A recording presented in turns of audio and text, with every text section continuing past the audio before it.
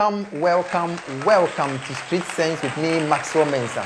You can also call me Talent Man. On today's episode of Street Sense, I'll be sharing with you 7 important lessons you learn only from your first love. Only from your first love.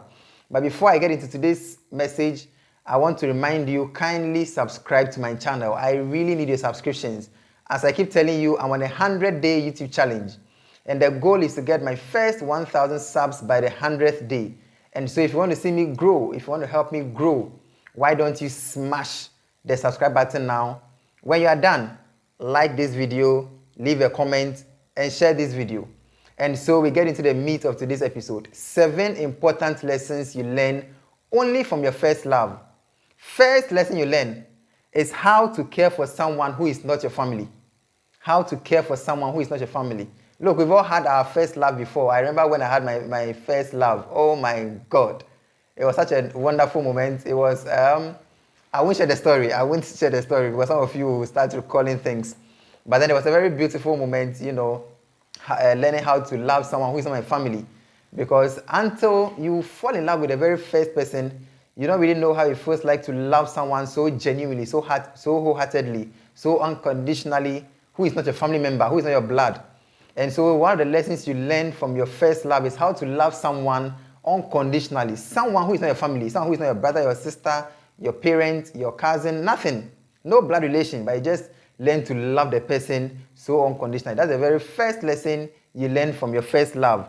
The second lesson you learn from only your first love is how to be 100% vulnerable. 100% vulnerable in front of someone.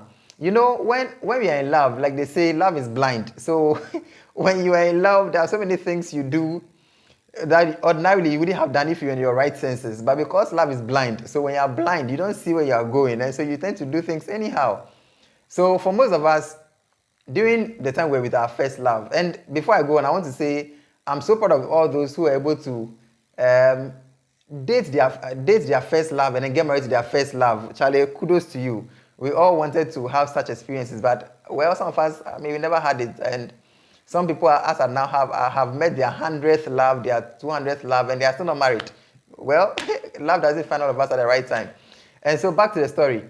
And so you realize that when you are with your first love, you learn how to be 100% vulnerable, because to you, that love is going to be eternal. There's not going to be any end. You feel like you are in heaven on earth.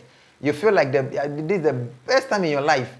And so you tell them all your deepest secrets. You tell them everything about yourself, all your fears. Things that ordinarily you wouldn't even tell your mom or your dad or your pastor or your brother or your sister. When you're with your first love, you tell them all the rubbish. You are so vulnerable to them, to the point where sometimes you're even able to cry before them because you feel like this is someone I can trust so much, and so you are so vulnerable to them. It is when you have your first heartbreak, and normally it's when it's so severe that you learn not to be so vulnerable before people. Yes, you will still be vulnerable when you fall in love, but after your very first heartbreak, which is normally very painful, you learn how not to be so vulnerable in front of people. So that's the lesson you learn only from your first love.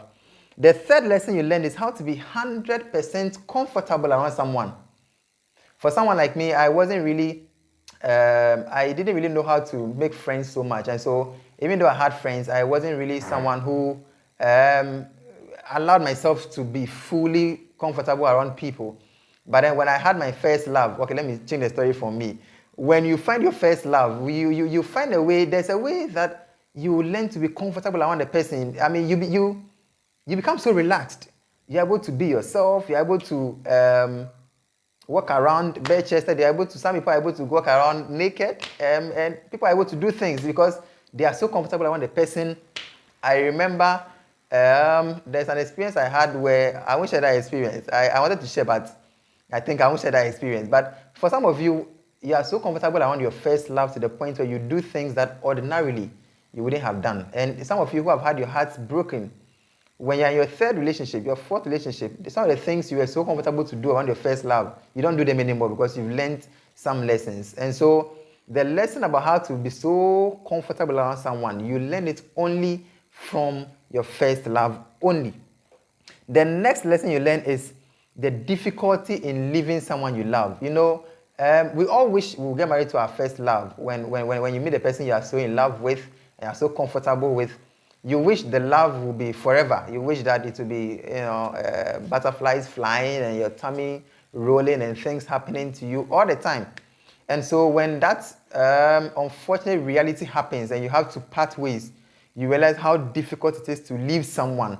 The person is not dying, no. They are not dying. They are still alive. You are going to probably see them on social media. You are going to probably see them in church or in school. But that difficulty in leaving the person, because prior to your breakup, right? Every morning you're calling them, you're checking up on them, you're sending them messages, you're hearing from them, you're hanging out with them all the time. And so when that reality dawns on you that, hey, so from today, I'm not going to be hanging out with this person anymore. I'm not going to be hearing from him or her anymore. I'm not going to be, I won't get a chance to be hugging them and be doing all the things that we used to do together. That difficulty in accepting that reality, I mean, you only learn it from your first love. There's a funny meme on social media where someone came to post about she finding love, and then the person was adding so many emojis to show how happy she is and how teary she is, tears of joy, that kind of a thing.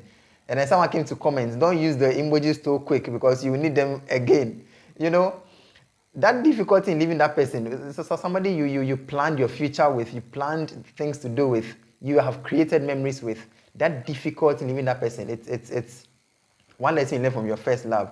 So you realize that sometimes when people go through this experience and they enter into their next relationship, they sometimes are so relaxed, they don't really put in their all. And so when the next relationship ends, it's like, it is over, okay, hands washed, next to, or let me say, on to the next relationship.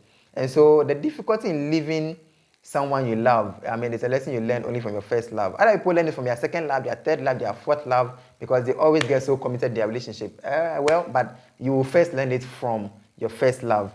Before I get to the fifth point, I want to remind you, kindly subscribe to my YouTube channel. I really need you to subscribe. So click on the subscribe button now. Have you subscribed? Okay, subscribe now, like the video, leave a comment, and don't forget to share so others can also learn from these videos. The fifth lesson you learn from only your first love is that love is not always sweet. Love is not always sweet. I mean, how we all wish love would be sweet always. I mean, those butterflies we feel in the beginning, how we wish those butterflies to always be there. How we wish every time we see that person, that angelic moment, that angelic feeling, that magical feeling will always be there. But look, love is not always sweet. And love is tested when you are going through the trials, when the tough moments come, when you are disagreeing with your partner, when you are quarreling, when you're having constant fights. That is when your love is tested. And so you learn from your first love that, look, love is not always sweet. When you are proposing to that lady, you wish that forever and ever, both of you would always agree on everything. You agree on the same food, on the same clothes to wear, the same places to go, the same people to text on your phone, the same people to hang out with. But when you start dating, you realize that, look, there will come a time when the person you're dating does something and you're like, did I really ask this person out? Or did I really accept this guy's proposal? Like, is this the true self of the person I'm dating? And so when you're dating your first love, or when you're with your first love, you really get to understand that, Charlie, love no dey be always. So sometimes love is hard work. Love will take you into the hot soup, and you have to learn to swim through the tough terrains. And so, I mean, this is a lesson that you learn first of all from your first love. The sixth lesson you learn is that trust is easy and yet difficult. Yeah, trust is easy and yet difficult. When you find your first love, it's so easy to trust the person. It's so easy to share your secret to the person. It's so easy to tell the person your fears and your worries in life. You trust the person very easily. And so the person breaks your trust, and you realize that, look, Charlie, actually, I shouldn't have trusted the person so easily. And so trusting is actually difficult. You easily trust them because you assume they trust you just as you trust them. You assume things will be perfect always. Until the tough moments come, you realize that, look, I shouldn't have trusted this person. And if you dated a very toxic person, you realize that the things you told them out of trust, they tend to use it against you. You tell the person your fears, your worries in life, the challenges you are going through, and then when things are going bad, then they start using it against you. Well, you're not the same person who told me so and so. When the one told me this lady was this and that, they tend to use the things you told them out of trust they use it against you. And so, Charlie, this is a lesson you learn from your first love. The last lesson, and this one, the last lesson is that romantic love doesn't always last. Romantic love, it doesn't always last. You know, when you are with that special person and both of you have the butterflies and you're having all the good moments in life, you wish it would last forever.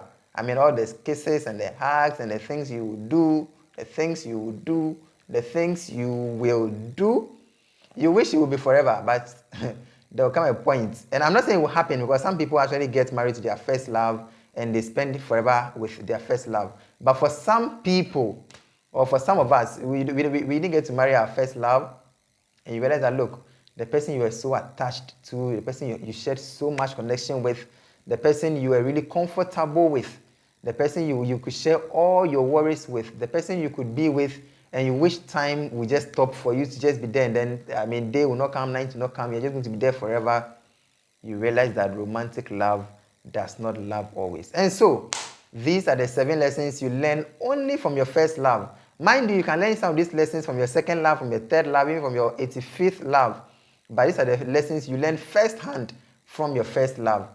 Thank you very much for watching this episode of Street Sense. As I may not have told you, but then for the next few episodes, we are delving into relationship, dating, marriage, and sex stuff. And so make sure you subscribe now, because I know this is something you really want to hear a lot about. Subscribe now, like this video, leave a comment, and don't forget to share.